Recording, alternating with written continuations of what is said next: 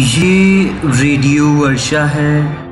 वर्षा times में आपका स्वागत है। सहायक बीएलओ एवं आंगनबाड़ी सेविकाओं के द्वारा वितरित की जा रही है मतदान पर्ची। 382 लीटर शराब के साथ एक कार जब्त। मतदान केंद्रों पर बुनियादी सुविधा उपलब्ध कराने में जुटा है निर्वाचन आयोग। प्रचार के साथ दुर्व्यवहार को लेकर एबीवीपी का विरोध प्रदर्शन। और राजस्थान का डमी कैंडिडेट गोपालगंज में देने पहुंचा नीट एग्जाम।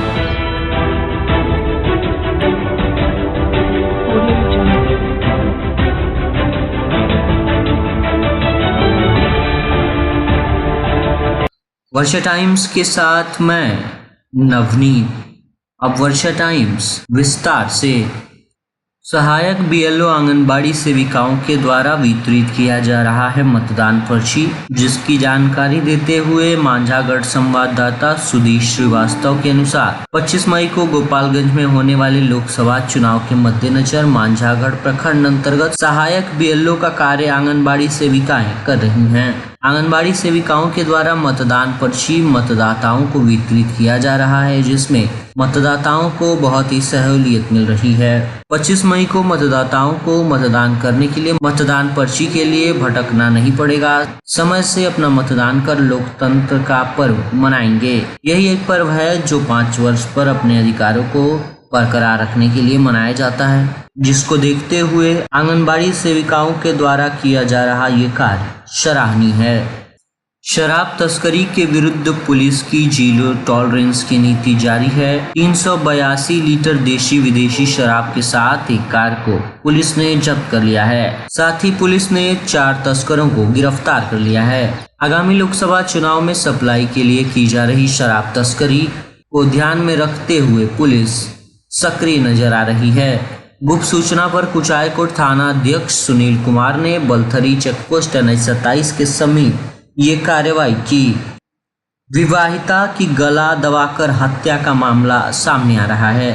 ससुराल वालों पर मृतिका के भाई ने हत्या करने का आरोप लगाया है। 20 वर्षीय सना खातून मृतिका महिला विजयपुर थाने के कवलाचक गांव में उसकी शादी हुई थी।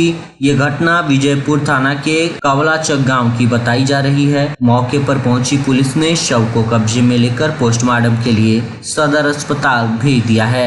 आगे पोस्टमार्टम रिपोर्ट के आधार पर विधिक कार्रवाई की जाएगी। AIMIM नेता अब्दुल सलाम हत्याकांड मामले में फरार आरोपी महताब आलम उर्फ लाल बाबू की कुर्की का आदेश पारित हो गया है। मुखिया परवेज आलम छोटे व आरिफ के खिलाफ CJM कोर्ट ने धारा 82 का आदेश जारी कर दिया है। बीते 12 फरवरी को गोली मारकर असलम मुखिया की हत्या का मामला सामने आया था, जिसमें आरोपियों की धरपकड़ जारी है। फुलवरिया संवाददाता के अनुसार आगामी 25 मई को जिले में होने वाले लोकसभा आम चुनाव के मद्देनजर स्थानीय प्रशासन संबंधित मतदान केंद्रों पर बुनियादी सुविधा उपलब्ध कराने की तैयारी में जुट गया है। मतदान केंद्रों पर शुद्ध पेयजल, बिजली, शौचालय की समस्या के साथ साथ भवन का रंग रोगन व सफाई कार्य कराने में पूरी तरह से जुटा हुआ दिख रहा है।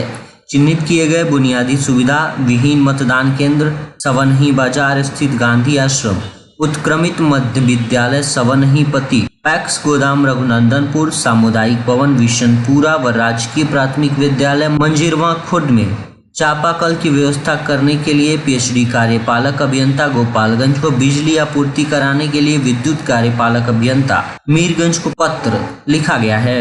वहीं क्षेत्र में चयनित किए गए अर्धसैनिक बलों के आवासन स्थल सेलार कला गांव स्थित राबड़ी देवी बालिका उच्चतर माध्यमिक विद्यालय, बलदेव उच्चतर माध्यमिक विद्यालय मांझा गोसाई व उत्क्रमित माध्यमिक विद्यालय बंसी बतरहा बाजार में भी बुनियादी सुविधा उपलब्ध कराने के लिए युद्ध स्तर पर कार्य शुरू हो गया है, जिसकी जानकारी देते हुए BDO पूजा कुमारी ने सोमवार को बताया कि इससे संबंधित जिला निर्वाचन पदाधिकारी DM गोपालगंज को पत्र भेजा जा चुका है, साथ ही सहमति मांगी गई है। इसके अलावा चुनाव कार्य हेतु वाहन अधिग्रहण करने के लिए टीम का गठन करने संबंधित आग्रह भी किया गया है। वहीं आगामी 9 मई को स्थानीय थाना परिसर में निजी विद्यालयों के संचालकों की बैठक आयोजित की गई है, जिसमें सीईओ बीरबल वरुण कुमार, स्थानीय थानाध्यक्ष police inspector captain Shahnawaz, Shripur थानाध्यक्ष पप्पू कुमार के अलावा क्षेत्र के सभी निजी विद्यालय के संचालक शामिल होंगे। इसमें विद्यालय संचालन कार्य में लगाए गए वाहनों को चुनाव कार्य हेतु उपलब्ध कराने जैसे बिंदुओं पर विद्यालय संचालकों से चर्चा की जाएगी। इसकी सूचना बैठक में उपस्थित होने वाले संबंधित व्यक्तियों को पत्र के माध्यम से दी जा चुकी है। साथ ही इस संबंध में जिला निर्वाचन पदाधिकारी को भी अवगत करा दिया गया है। गोपालगंज के हथुआ प्रखंड के हथुआ स्थित गोपेश्वर महाविद्यालय के मुख्य गेट पर अखिल भारतीय विद्या परिषद के हथुआ इकाई के द्वारा हथुआ अनुमंडल प्रशासन का पुतला दहन किया गया।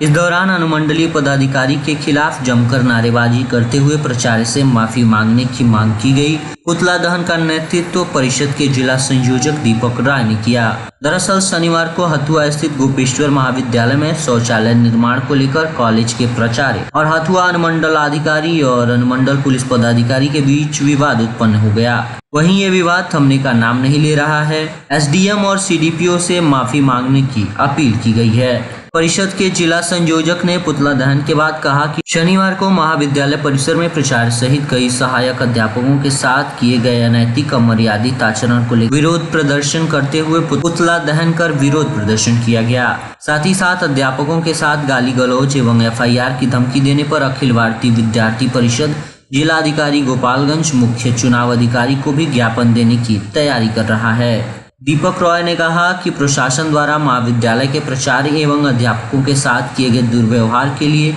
हथुआ एसडीएम और एसडीपीओ और सीडीपीओ को कॉलेज प्रशासन से क्षमा मांगनी होगी। अखिल भारतीय विद्यार्थी परिषद के प्रदेश उपाध्यक्ष डॉक्टर विवेकानंद तिवारी ने कहा कि एसडीओ और एसडीपीओ द्वारा महाविद्यालय के शिक्षकों के साथ गाली गलौज करना, मारपीट करना और एफआईआर करने की धमकी देना ये साबित करता है कि जिला प्रशासन पंगु हो गया है। जिस समाज और देश में अध्यापक की गरिमा को प्रशासन द्वारा प्रताड़ित किया जाता है, वहां पर आम और सामान्य जनता का क्या हाल होता होगा। वर्दी और पद के घमंड में लोगों द्वारा क्या निष्पक्ष चुनाव कराया जा सकता है। इन दोनों पदाधिकारियों को चुनाव आयोग तुरंत निष्कासित करे और अविलंब उचित कार्यवाही करे। ये सारी मांगे विद्यार्थी परिषद ने विरोध प्रदर्शन के दौरान रखी। गोपालगंज के नगर थाना क्षेत्र के बसडिल्ला स्थित एक निजी स्कूल परीक्षा केंद्र पर चल रही नीट एग्जाम में दूसरे की जगह परीक्षा दे रहे एक फर्जी परीक्षार्थी को पुलिस ने रविवार को गिरफ्तार किया है। फर्जी परीक्षार्थी की पहचान राजस्थान के बाड़मेर जिले के कुंडला गांव निवासी प्रहलाद राम के बेटे सतीश कुमार के रूप में की गई। पुलिस ने पूछताछ के बाद उसे न्यायिक हिरासत में जेल भेज दिया। बताया जा रहा है कि नगर थाने क्षेत्र के बसडिल्ला गांव स्थित परीक्षा केंद्र पर रविवार को नीट की परीक्षा आयोजित की गई थी। परीक्षार्थी परीक्षा देने के लिए परीक्षा केंद्र पहुंचे।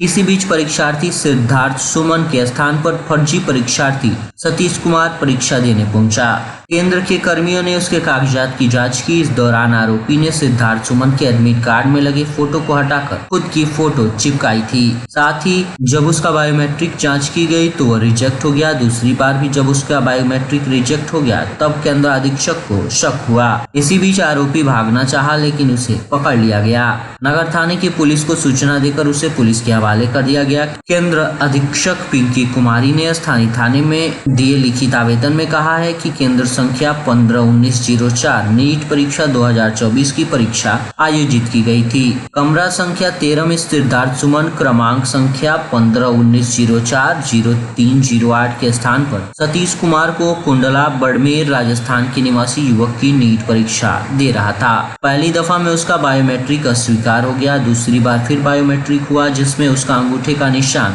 अमान्य रहा। जो परीक्षार्थी सिद्धार्थ सुमन से मिलान नहीं हुआ। उसके बाद आरोपी सतीश कुमार को पता चला तो भागने लगा, जिसके बाद उसको पकड़ा गया। नगर थाना इंस्पेक्टर ओपी चौहान ने बताया, केंद्र अधीक्षक द्वारा सूचना दी गई थी कि दूसरे की जगह पर नीट परीक्षा दे रहे एक युवक को पकड़ा गया है। प्राप्त सूचना के आधार पर पुलिस की टीम मौके पर पहुंची और उसे गिरफ्तार कर पूछताछ के बाद न्यायिक हिरासत में गोपालगंज भेज दिया गया। और अंत में सुर्खियां एक बार फिर। सहायक बीएलओ एवं आंगनबाड़ी सेविकाओं के द्वारा वितरित की जा रही मतदान पर्ची। 382 लीटर शराब के साथ एक कार जब्त, 4 अभियुक्त गिरफ्तार। मतदान केंद्रों पर बुनियादी सुविधा उपलब्ध कराने में जुटा निर्वाचन आयोग। प्रचार के साथ दुर्व्यवहार को लेकर एबीवीपी का विरोध प्रदर्शन जारी।